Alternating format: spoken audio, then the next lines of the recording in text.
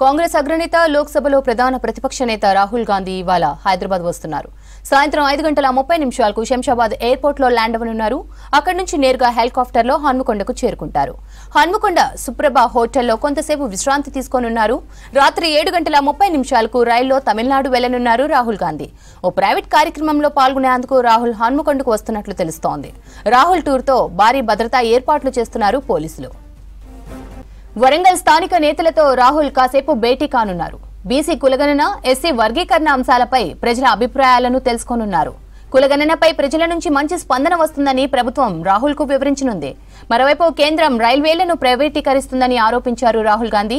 హన్మకొండ నుంచి ట్రైన్లో తమిళనాడు వెళ్లనున్న రాహుల్ ప్రయాణికుల అభిప్రాయాలను తెలుసుకోనున్నారు. గతంలో రైల్వేల ప్రైవేటీకరణపై రాహుల్ గాంధీ ట్వీట్ కూడా చేశారు. పేదలకు ఉన్న ఒకే ఒక జీవనాధారం రైలని, ప్రభుత్వం వారి నుంచి వాటిని కూడా లాక్కుంటోందని విమర్శించారు. ఏం లాక్కుంటారో లాక్కోండి, కానీ దేశ ప్రజలు దీనికి తగిన సమాధానం ఇస్తారని గుర్తుంచుకోండి అని ట్వీట్ చేశారు.